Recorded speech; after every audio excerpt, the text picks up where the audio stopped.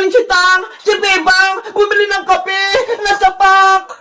Sining Megay sa labas, sigaw na sigaw. Aling Sitang, si Bebang po. Ano yan, princess? Si Bebang po, bumili ng kape, nasa pak. Si Bebang ko, nasa pak, nasan siya? Doon po, sa tindahan ni Aling Sonia. Kawawa naman yung anak ko. Tara, punta natin, princess. Opo. Bebang anak, nandyan ako. Malalago talaga sa akin sumapak sa'yo. Ayun po si Bebang, Aling Sitang. Bebang, sino nang-away sa'yo at sino sumapak sa'yo? Mayayari siya sa akin. Ano po, Nay? Wala naman po nang-away sa akin eh. Sabi sa akin ni Princess, nasapak ka daw. Ano pa kasing sinabi mo, Princess? Hay nako, Aling Sitang, hindi naman po kayo nakikinig eh. Ang sabi ko po, si Bebang bumili ng kape ng nasapak. Ayun po, hawak niya yung kapeng nasapak na binili niya. Di ba po, Nay? Pinabili niyo po ako ng kape, nakapak. Ito po ho yung binili ko. Fake news naman to si Princess. Akala ko, meron ng masamang nangyari kay Bebang. Yun pala, wala. Hindi niyo lang po kasi naintindihan yung sinabi ko, Aling Sitang. Ikaw talagang Princess. Pinareviews mo pa si Nanay. Akin na nga yung kape ko, Bebang. Eto po, Nay. Kaping nakapak pala. Akala ko nasapak. Bebang, nasa na pala yung sisiw ko? Yung pinalaga ko sa'yo? Princess, may masama akong balita. Yung mga sisiw natin, wala na sila. Ano? Bakit? Pagising ko kaninang umaga, tumigas na yung mga sisiw eh. Hindi na sila humihinga. Nasaan yung sisiw ko, Bebang? Gusto ko makita. Nandun sila sa harap ng bahay. Nakalagay na sila sa lalagyan. Sisiw ko, nasaan ka na? Princess! Sisiw! Mabuhay ka! Mahal na mahal kita! Sorry, Princess, kung pati yung sisiw mo namatay. Kasalanan mo to, Bebang! Pinabayaan mo sila! Hindi mo sila inalagaan ng mabuti! Kaya yung sisiw ko namatay! Siguro, hinapol sila ng pusa kagabi. Pati pa nga yung green at red kong sisiw eh, nawala. Baka kinain sila ng pusa. Paano yan? Wala na akong sisiw. Wala na akong alaga. Ililibing na natin tong mga sisiw, Princess, para makapunta sila sa langit. Ayoko pa! Gusto pa makasama tong sisiw ko!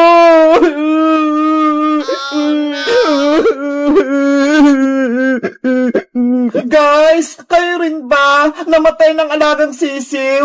Anong ginawa nyo? Nilibing nyo ba sila? Mag-comment lang kayo. Bye-bye!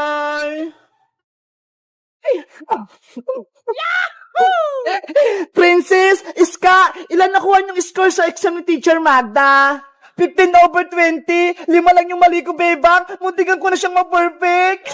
Ako naman, 10/20, kalahating tama, kalahating mali.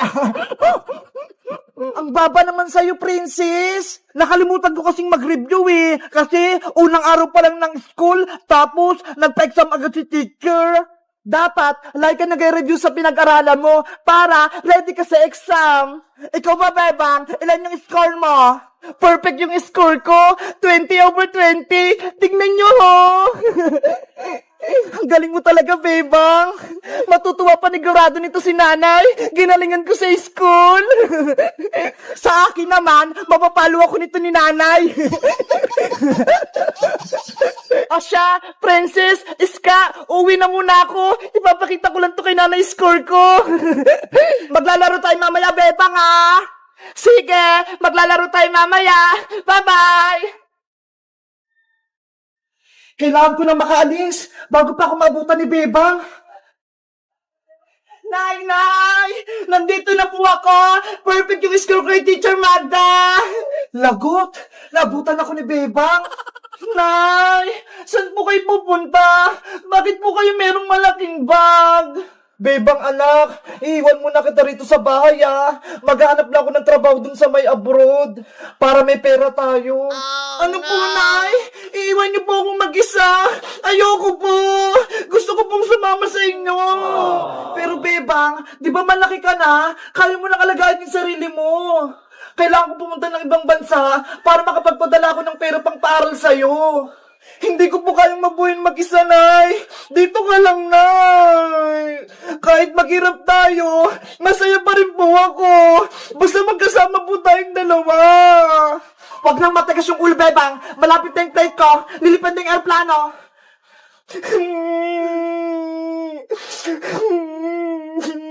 Tsaka, hindi ka naman papabayaan ni Iska tsaka ni Princess, ha? Sila yung kasama mo. Sino pong mag-aalaga sa akin? Wala po akong kasama rito sa may bahay.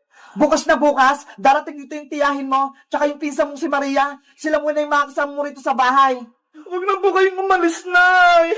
Dito lang po kayo. Ay, naisundo kong tricycle. Mag-ingat ka rito, Bebang. Lagi mong tatandaan, mahal na mahal kita. Tatawag ako sa'yo kapag andun ako sa ibang bansa. Oh, no! Nanay! Huwag niyo po akong iwan! Babay, Bebang ko.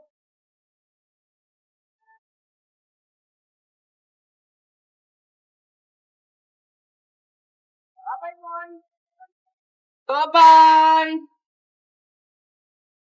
Nanay!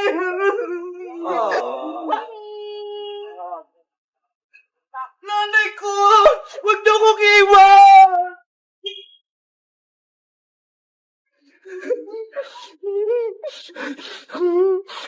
Wala na si nanay! Iniwan niya na ako! Kailan kaya si nanay babalik? Mamimiss ko siya!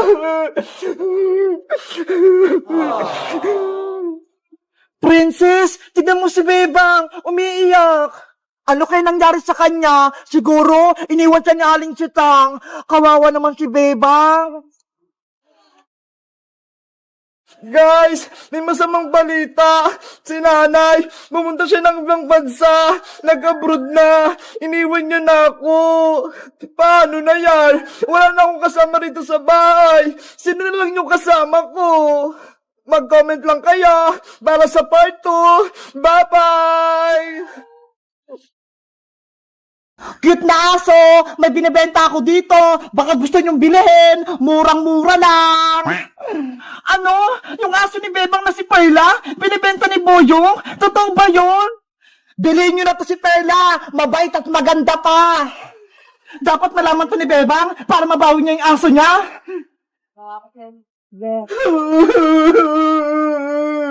Perla! Nasaan ka na? Namimiss na kita! Wala na akong kalaro! Bebang, tawa na! Huwag ka nang umiyak! Ilang araw ka lang malungkot! Princess, namimiss ko na si Perla! Gusto ko na siyang mayakap! Yung bahay niya, oh! Wala nang nakatira! Anong gagawin natin? Nakay Boyong na si Perla! Kinuha na siya! Kasalanan mo kasi, Princess, eh! Binigay mo si Perla kay Boyong! Ayan tuloy! Wala na akong alaga! Sorry, Bebang. Hindi ko alam na niloloko ko ni Boyong. Kaya naibigay ko si Perla sa kanya. Paano ba yan? Gusto ko nang mabawi si Perla para makabalik na siya dito sa bahay niya. Gusto mo, Bebang? Ako muna aso mo. Habang wala si Perla, ako muna yung alaga mo.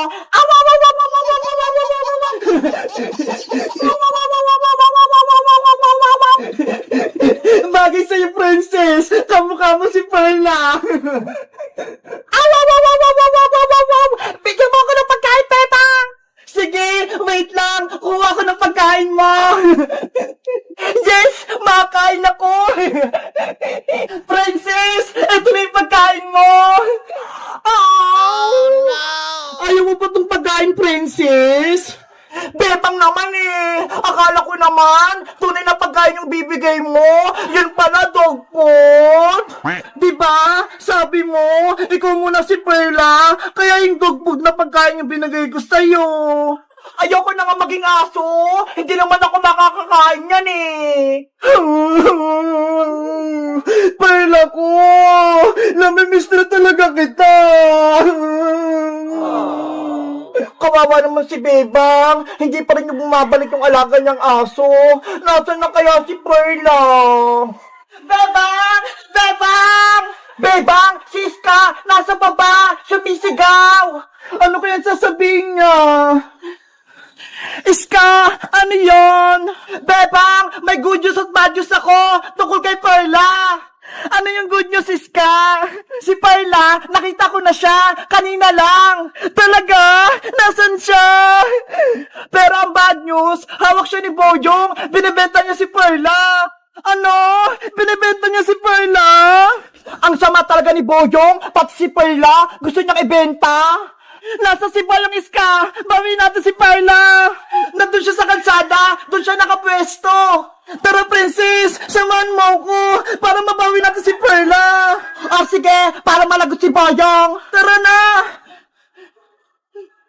Yari ka sa akin ngayon, Boyong.